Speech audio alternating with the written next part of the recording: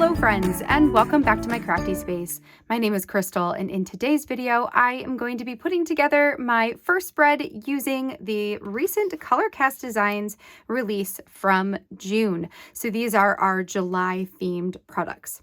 So today, the story that I'm going to be documenting is some summer shenanigans from a recent trip I went on with my sister and my mom. We call this trip Wine Max. It's actually with a large group of women, and we go wine tasting every year up in Traverse City. So that is what this page is going to be all about. If you have not already seen my story planning video from yesterday, then you might be curious why I've got this page here that is from a magazine. One of the things that I decided to do this month with my Colorcast Designs products is to use the products to help me prompt my story, but then to flip through a magazine and look at the pages from the perspective of layouts, like turning the pages into potential scrapbook layouts. I used the pages from that magazine to help me design the spreads that I'm going to be making with most of the Colorcast Designs products. Some of the ones I came up with my own ideas, but this is one where I am using a page from my magazine to design my actual scrapbook page. So this one was an advertisement page, and the thing I liked about it was I liked that there were these smaller photos surrounding a larger section that held the text. So I am going to mimic this exact same idea or look. I have 7 photos that I'm going to add around this journaling section, which I printed on matte photo paper. I'm going to add my title up to the top of it, and I chose this blue color to help pop the Summer Shenanigans wood veneer off of the back. Then we're going to surround it with photos and use these little title pieces at the bottom of each of my photos. So that's pretty much it. And then there's also this black line that goes around the outside.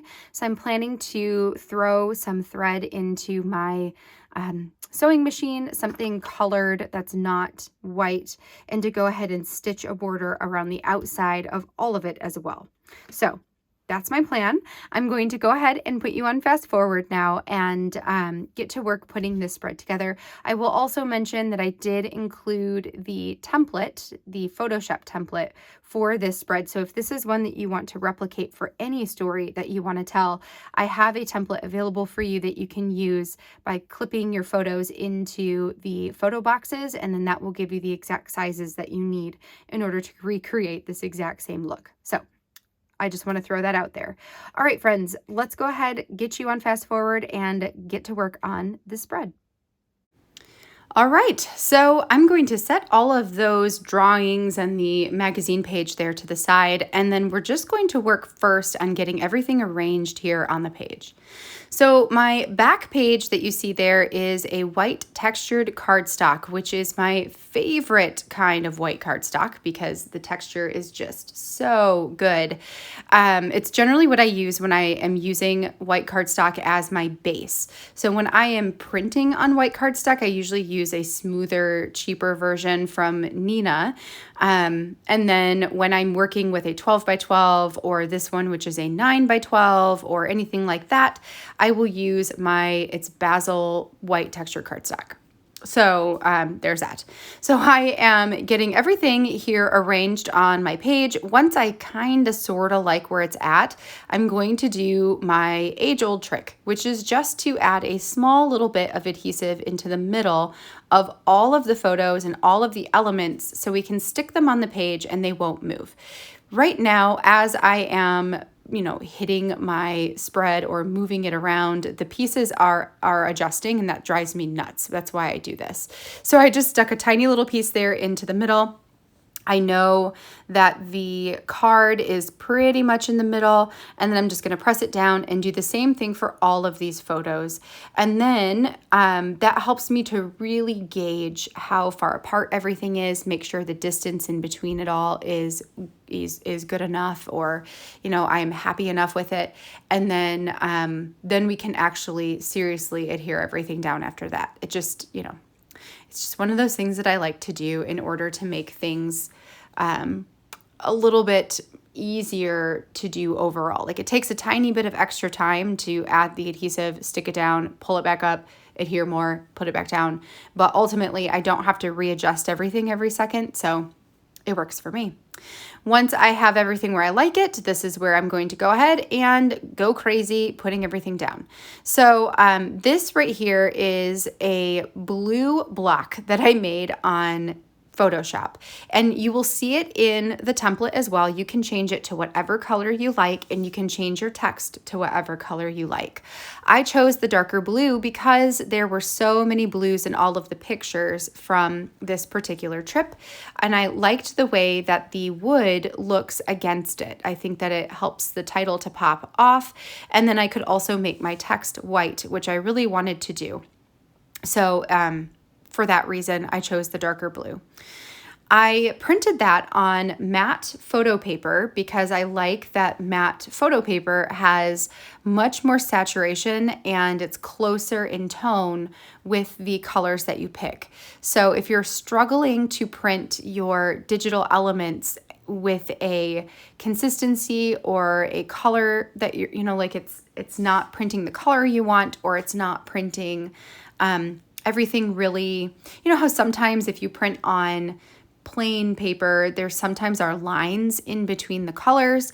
With matte photo paper, that does not happen. So it's definitely my go-to for printing off digital elements right now. At least it's been my favorite for the past, 6 months or so.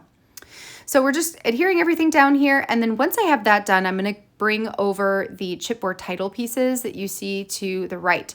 And I will add those onto each of the photos in the bottom of the photo, trying to make them make sense for the photo that they're with. Some of them are tongue-in-cheek, and some of them are just like, yeah, summer night, sure. Now, for my box, there was not adhesive on the back side of the wood veneer pieces, but I believe there will be on yours. Because I am on the Colorcast Design team, we get sent our product early, and Jessica went on vacation, so she sent ours out even earlier than she would normally. So I think for that reason, there was not adhesive already on the back, but just be aware that yours should have it. So, there's that. So I've got the Summer Shenanigans title adhered directly on top of the photo paper, the blue photo paper there. And then this is where I am divvying these out. So some of them, like one says alfresco dining, which basically means eating outside, which I put on the picture of me having cider outside. I've got one that says so hot that I put on the picture of me with my sister and my mom, just tongue in cheek. It's funny.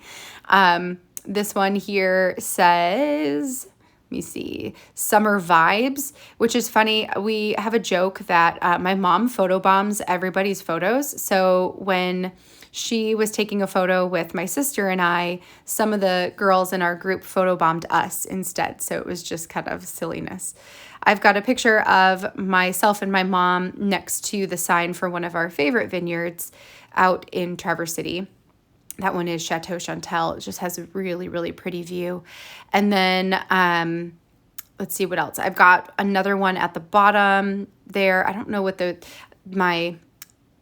my program to record has a box that covers up the bottom portion of my screen. So I can't read what those say, but I can tell you that one of the pictures is me taking a selfie and my mom and sister photobombed it.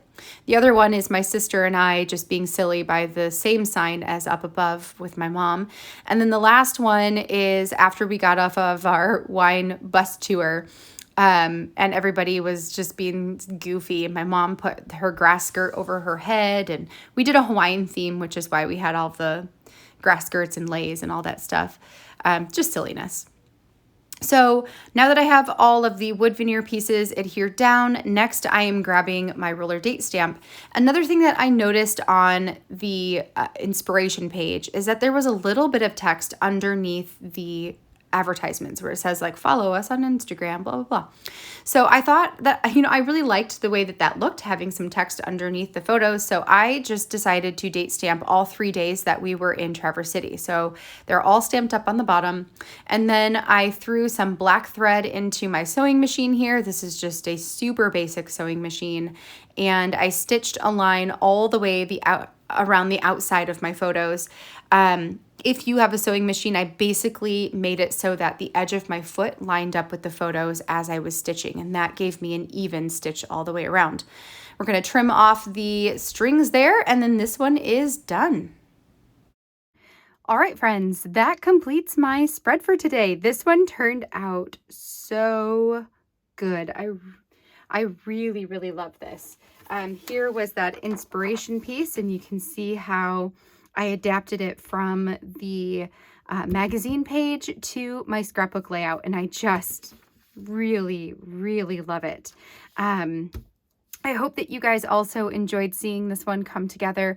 Don't forget that I did put the template for this down in at the bottom of today's post, so you can grab that so you can recreate this exact same layout for yourself as well, which is just using a layer template. I will also, in the post for this video, I will also include a link to a tutorial that I did on YouTube for how to use a layer template. That way, if you are unfamiliar with layer templates, you can check that out. It's just a really simple, easy way to create spreads like this using shapes and clipping your photos into those shapes. So if you don't already know how to do that, I will make sure and link that for you down below.